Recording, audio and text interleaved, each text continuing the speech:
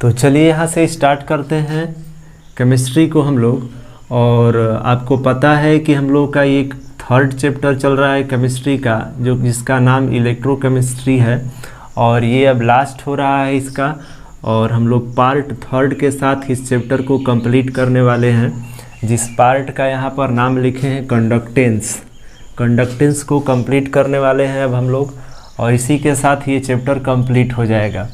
अभी तक हम लोग इसमें 2 पार्ट को कंप्लीट कर चुके हैं, जिसमें आपका पहला था इलेक्ट्रोकेमिकल सेल या गैल्वेनिक सेल, उसको कंप्लीट कर चुके हैं। बहुत अच्छे से उसको समझे थे, उसमें जो जो पढ़ना था उसको रिकॉल करेंगे लास्ट में हम लोग। और आप रिवीजन करते चलिएगा, नोट्स आप बना रहे होंगे, इसमें कोई डाउट नहीं है।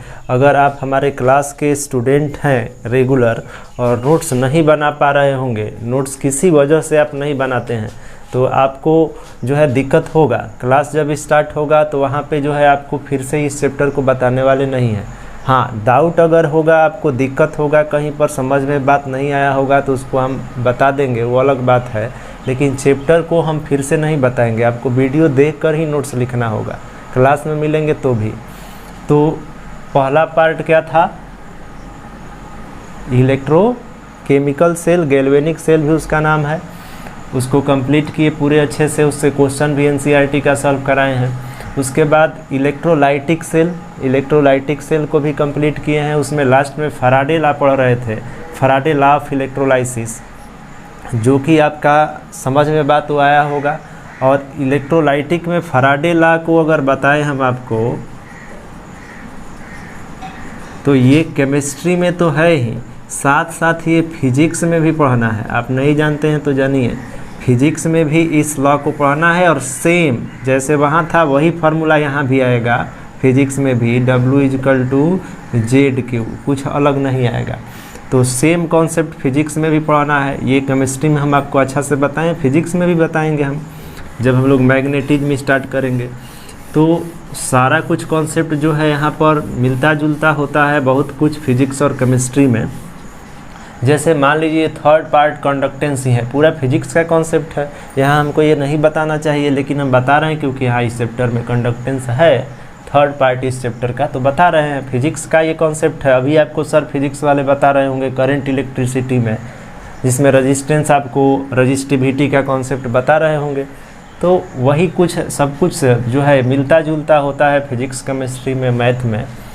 तो यहाँ देखिए, हम लोग देखते हैं कंडक्टेंस। कंडक्टेंस क्या होता है? सबसे पहला हम लोगों का कंडक्टेंस का ही ये पार्ट है। तो कंडक्टेंस क्या है, जिसको स्मॉल जी से रिप्रेजेंट किए हैं, ठीक है। स्मॉल जी नहीं है, कैपिटल जी है, सॉरी, कैपिटल जी से कंडक्टेंस को रिप्रेजेंट किया जाता है जनरली। तो कंडक्टेंस को देखिए यहाँ पर डिफाइंड किया गया है कि it is the reciprocal of resistance. मतलब कंडक्टेंस जो है रेजिस्टेंस का रेसिप्रोकल है, होता है।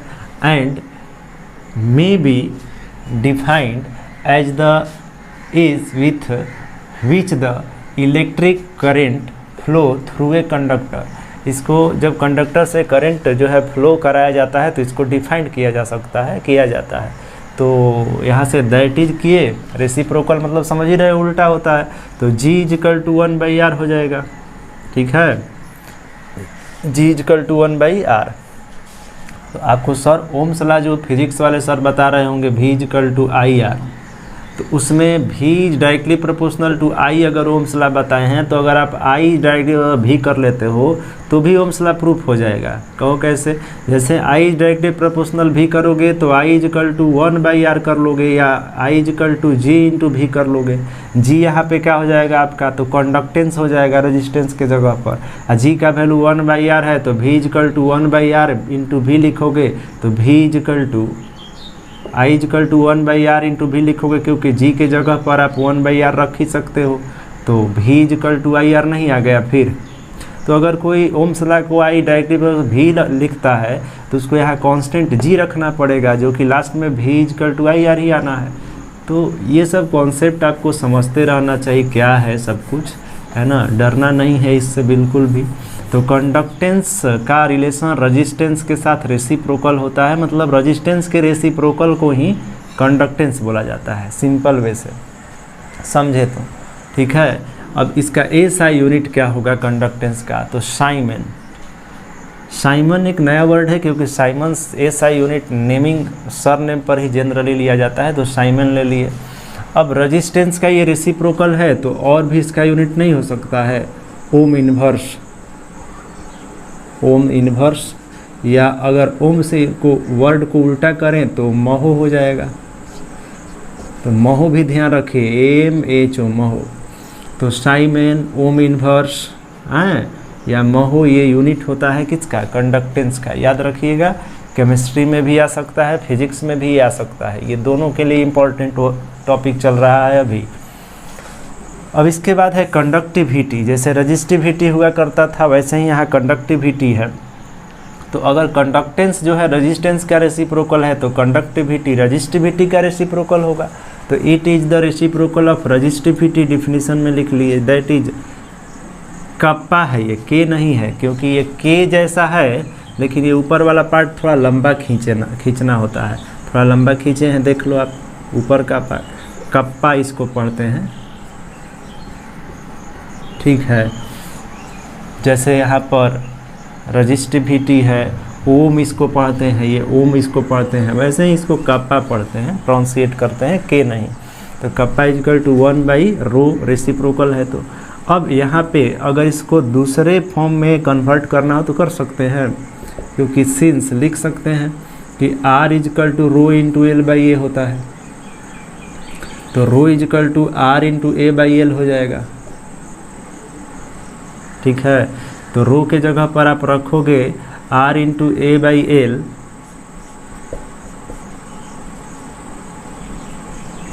तो ये इन्वर्स होकर के kappa equal to 1/R into L/A नहीं हो जाएगा, तो ये एक नया फॉर्म आ गया। समझ में बात आ रहा होगा, देख लो। तो ये फार्मूला यहाँ पर भी इसको दूसरे फॉर्म में कन्वर्ट कर सकते हो, क्योंकि R equal to ρ into L/A, तो ये हो जाएगा 1/ρ इंटू A/L, नहीं हो जाएगा। R के जगह पर रो रखोगे, रो L/A, तो A ऊपर L नीचे रह गया। तो ये सब समझना है। तो आगे बढ़ते हैं और इसके लिए समझते हैं नेक्स्ट कॉन्सेप्ट क्या है। जैसे स्पेशल कंडीशन पे अगर इसको राइज करें, इसको अगर आपको लिखना है तो सिंस लिख सकते हो कि 1/R इक्वल टू होता है G, हेंस एक रिलेशन आ जाएगा K equal to G into L/A, नहीं हो जाएगा। समझ में आ रहा है, 1/R के जगह पर G लिख सकते हैं, तो नोट करिए इसको। इसके बाद स्पेशल कंडीशन देखते हैं। स्पेशल कंडीशन हो सकता है कि इफ लिख सकते हैं यहाँ L equal to 1 centimetre and A equal to 1 centimetre square, तो देन जैसे कि L भी 1 सेंटीमीटर ले लें और A भी 1 सेंटीमीटर स्क्वायर अगर टेकन कर ले यूनिटी कंडीशन पर, तो K कप्पा जो है G के इक्वल हो जाएगा, मतलब कंडक्टिविटी कंडक्टेंस के इक्वल हो जाएगा इस कंडीशन पर।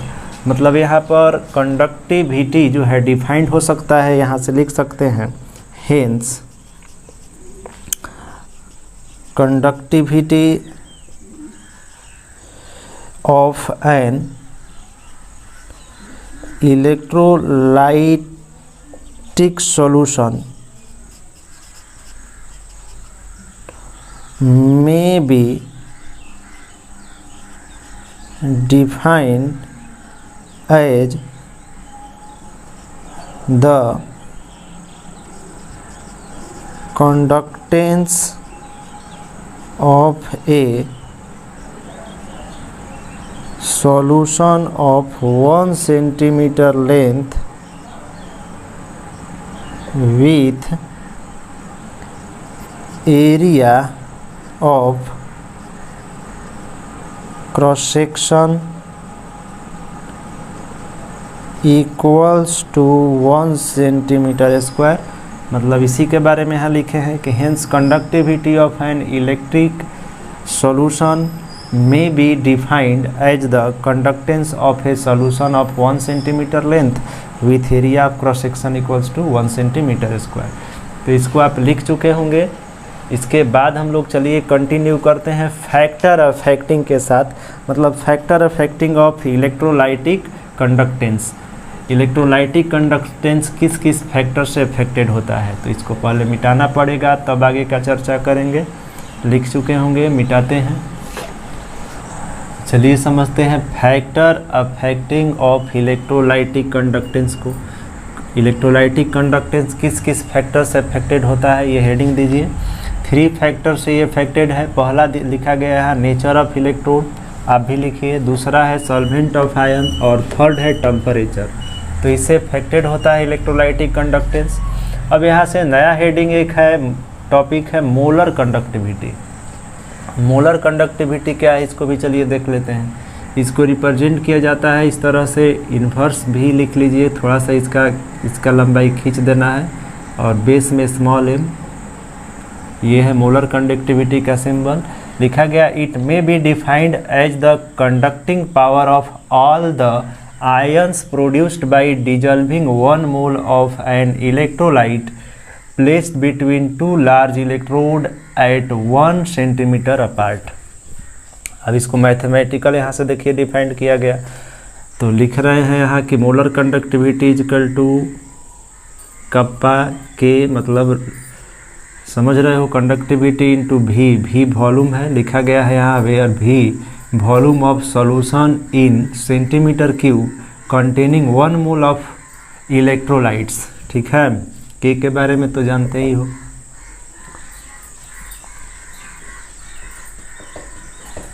तो इसके अदर फॉर्म को देखते हैं।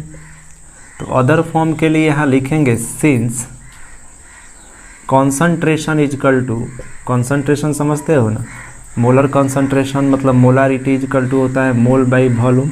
तो यहाँ पे वॉल्यूम है तो वॉल्यूम इजकल टू n/c हो जाएगा ना। ठीक है, तो n के जगह पर हम लोग रखेंगे 1000/c लिख सकते हैं, क्योंकि मोलर कंडक्टिविटी यहाँ पर डिफाइंड हो रहा है, ये मोलर कंडक्टिविटी के फॉर्म में है। तो 1 मोल यहाँ टेकन होगा ना, वो n का वैल्यू कितना लेंगे, 1 मोल यहाँ लिखा भी गया है। तो n का वैल्यू जब 1 लोगे तो 1/c हो जाएगा। और सेंटीमीटर में है, लीटर में चेंज करने के लिए सेंटीमीटर के फॉर्म में लेना है, सेंटीमीटर क्यूब ना। तो 1000 से मल्टीप्लाई करेंगे तो 1000/c हो जाएगा v इक्वल टू। तो v के जगह पर 1000c रखोगे तो ये मोलर कंडक्टिविटी का फार्मूला आ जाएगा k इंटू 1000/c। तो ये एक फॉर्म हो गया। ये दोनों फार्मूला याद रखना है आपको। इससे क्वेश्चन बनेगा एनसीईआरटी से भी, इससे एग्जाम में भी आता रहता है, बहुत इंपॉर्टेंट है ये। Molar conductivity equal to conductivity into 1000/c, C molarity है, where c equal to molarity या जो है कॉन्संट्रेशन ऑफ सॉल्यूशन।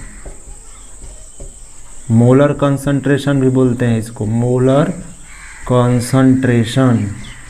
ठीक है, तो ये आपका मोलर कंडक्टिविटी भी डिफाइंड हो गया यहाँ से। अब इसका यूनिट लिख लेते हैं यहाँ, SI unit of molar conductivity. तो चलिए SI यूनिट देखते हैं क्या होगा। सिंस मोलर कंडक्टिविटी का फार्मूला है k इंटू 1000/c। तो ये तो पता है कि c का होता है मोल पर सेंटीमीटर क्यूब।